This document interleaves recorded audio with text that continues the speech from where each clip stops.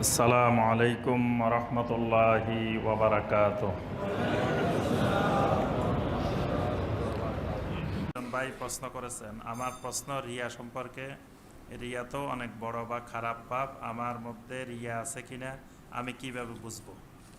যে ভাইয়ের প্রশ্ন ঠিক আছে, রিয়া তো অবশ্যই খারাপ এবং রিয়া শিরক, শিরকে আসগার, কিন্তু এক সময় শিরকে আসগারটা পর্যায়ক্রমে শিরকে আকবারেও চলে যায়। রিয়া মানে হলো মানে আমার ভিতরে গোপনে গোপনে এই আশা, এই উদ্দেশ্য থাকা যে একটা ইবাদত আল্লাহর জন্য করব, পাশাপাশি মানুষও দেখুক। এই জন্য দেখা গেছে যে যখন আমি একাকী নামাজ পড়ি, তখন বাসায় নামাজ পড়ি, তখন 5 মিনিটের মধ্যে 10 রাকাত 12 রাকাত সব শেষ হয়ে যায়। কিন্তু যখন অন্য জায়গায় আদায় করি, যখন মানুষ দেখতেছে, তখন মনে করি যে একটু আস্তে আস্তে আদায় করি।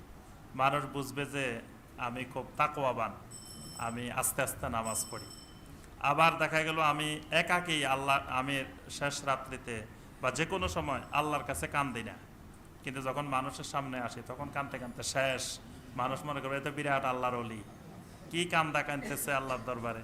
মানে এইভাবে মানুষকে দেখানোর যদি উদ্দেশ্য থাকে, সেটাকে শরীয়তের ভাষায় বলা হয় রিয়া। আল্লাহ রাসূল সাল্লাল্লাহু আলাইহি ওয়াসাল্লাম আশঙ্কা করছেন যে আমি আমার উম্মতের জন্য সবচেয়ে বেশি যেই আশঙ্কাটি করতেছি, যে ভয়টি করতেছি, সেটি হলো রিয়া।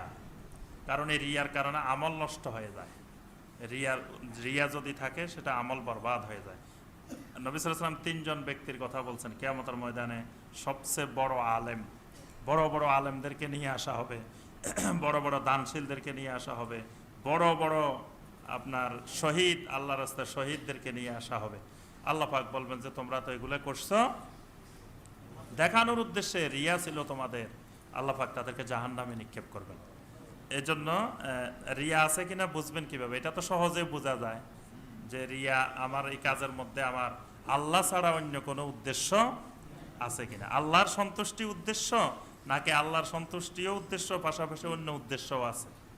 এটা তো নিজেরটা নিজেই বুঝবো, আরেকজনে বোঝার কোনো কেন। তবে চেষ্টা করতে হবে সব সময় মানে এমন আমল থেকে, এমন কাজ থেকে দূরে থাকার, যাতে মানে আমার মধ্যে রিয়া তৈরি না হয়। রিয়া তৈরি না হওয়ার জন্য সবসময় চেষ্টা করে যাইতে হবে। এরপরে অনিচ্ছা সত্ত্বে যদি রিয়া হয়, তো সেটা তো আল্লাহ সুবহানাহু ওয়া তাআলা মাফ করে দিবেন।